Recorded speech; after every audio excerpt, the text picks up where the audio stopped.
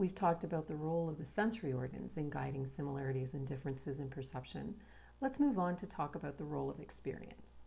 Like the sensory organs, experience can drive both similarities and differences in people's perceptions of the environment. Let's talk first about how experience helps to create similar perceptions among people. One of the reasons that we often have perceptual experiences that are similar to others is that our brains tend to use the same quote-unquote rules of thumb for interpreting sensory information. Let's start by taking a look at this picture. Assuming that you don't have a visual impairment and you can see the photo, chances are that when you look at the apple on the left, you, and probably everyone else in the class with typical vision, will perceive it as round and the bananas as having a typical banana or crescent shape. This will happen even though both the banana and the apple are partially occluded or blocked from view. In reality, the raw objective sensory information that your brain receives from your eyes indicates that the apple is actually a crescent and the bananas are not whole. But people don't perceive them that way. Instead, we all fill in the gaps according to the same rules of perception that we have learned over a lifetime of experience. And consequently, people have a similar perceptual experience when they view that photo. You probably don't feel as though you're laying your own interpretation or experience on the scene, but you are. System 1 is busy filling in the gaps based on your past experience, and you're extrapolating beyond what is actually present in the stimulus. System 1 is doing that extrapolation based on every apple and banana you've ever seen and every experience you've ever had with occluded objects, whether they're fruit bowls or not. The reason that you don't feel as though you're effectively photoshopping the picture is because System 1 is operating on it so quickly and automatically that you're not even aware of what's happening. And this is a situation where System 1 is doing an outstanding job for you. It's a great example of Achilles' great strength, the way System 1 manipulates, and I'm using that word intentionally, the raw sensory information and creates an accurate perception for you. Here's another example of a different kind of perceptual rule of thumb. Imagine that I polled all of the people in this course whose vision allows them to see this image. Everyone in that group would perceive the same thing in terms of distance. You'd likely perceive that the railway tracks are traveling away from you, but you wouldn't see those tracks as converging with one another, even though, again, if you examine the raw sensory material, they clearly are. Instead, you would simply perceive them as remaining parallel all the way to the horizon. Just as we have the same rules for perceiving occluded objects that are based on experience, everyone utilizes linear perspective cues in the same way. We all have the same perceptual experience of these train tracks. Here's a final example of a perceptual rule of thumb that has to do with the rules we all use to perceive light and consequently color. People whose vision is typical will look at this image, and again, they will all see the same thing. A light square, likely perceived as white, on the bottom, and a darker one, likely perceived as gray, on the top. And yet, if you look at the raw sensory input, that's not actually what's there, as this image makes clear. Why does that happen? Again, similar everyday experiences that have accumulated over your lifetime mean that we all use the same rules to perceive light and shadow, and that creates similarities in our perception. When you see this scene, System 1 immediately and automatically assesses there's a light source and that it's at the top of the picture given the shadow that's being cast on the ground. System 1 knows, after many years of experience with illuminated objects, that when light is coming from the top, anything that's directly in its path, like the top square, should be roughly the same color that we see, that's gray.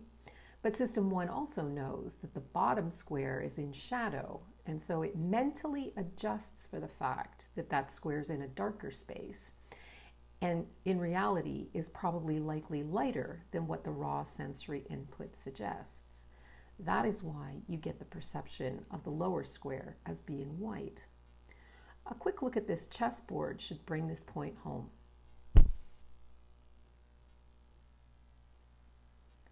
These three examples related to occluded objects, linear perspective cues, and light and shadow all provide evidence of how a lifetime of similar experiences with objects out there in the world can generate similar kinds of perceptions. Let's shift gears now and take a look at how our experiences can also lead us to have different perceptions from other people. A very famous example of this can be traced back to the wedding of Grace and Keir Johnston, who live in Scotland. About a week before the wedding, the bride's mother, Cecilia Bleasdale, took a picture of a dress that she planned to wear to the wedding and sent it to her daughter. After disagreements over the perceived color of the dress in the photograph, the bride posted the image on Facebook, where her friends also disagreed about the color. Some saw it as white with gold lace, and others saw it as blue with black lace. Now, internet conversations on the 26th of February that year had been dominated largely by a commentary on a live television feed of official attempts to recapture two llamas, which had escaped their handlers after a visit to a retirement home in Phoenix. They then ran through the city's streets. Basically, it was kind of a slow news day. And after this nail-biting llama chase ended, Kate Holderness, who runs the Tumblr page for BuzzFeed in New York, saw a message asking for the site's help in resolving the color dispute of the dress. Holderness showed the picture to other members of the site's social media team, who immediately began arguing about the dress's colors among themselves. After creating a simple poll for users of the BuzzFeed site, she left work, took the subway back to her Brooklyn home, and later that evening found that the page had set a new record at BuzzFeed for concurrent visitors. On Twitter, the dress was the subject of 4.4 million tweets within 24 hours. Now, I see blue and black, and apparently I'm in good company. I mean, when wouldn't I want to be on the same side as Kanye West and Justin Bieber? In a study of 1,400 people, though, about 57% agreed with us. Now, I'm never really sure what to say about Kim Kardashian, but in this case, 30% of the study agreed with her that the dress was white and gold. In actuality, the dress is blue and black, but it's a reasonable question to ask why so many people see it as white and gold. To get at the answer, let's return to an image that I showed you earlier. One of the reasons that we perceive #the dress differently has to do with well-established visual systems that automatically take light into account when establishing the color of something. Earlier, I said that if we know where the light is coming from, like shining up from the bottom or shining down from the top, our brain automatically factors that into the perception of colors because experience has taught it a lot about light and shadow. But our adjustments about color aren't only based on where the light is. It turns out that we also adjust our perception of color based on what we know about the light source itself. That is, what sort of light it is. Is it natural light from the sun? Is it fluorescent lighting that's in my office? So the brain adjusts colors of an object in different ways depending on whether it's in full sunlight, at twilight, in darkness, or in artificial light. What's really important about the photo of the dress is that the type of lighting wasn't really obvious. And what seems to be the case is that when lighting in a scene is ambiguous like that, people will go with their own kind of default setting for lighting. Crucially, though, people seem to have different defaults. Some people will automatically default to assuming that the object is in natural light, which is more yellowish, while others may assume it's artificial light, which can be more bluish.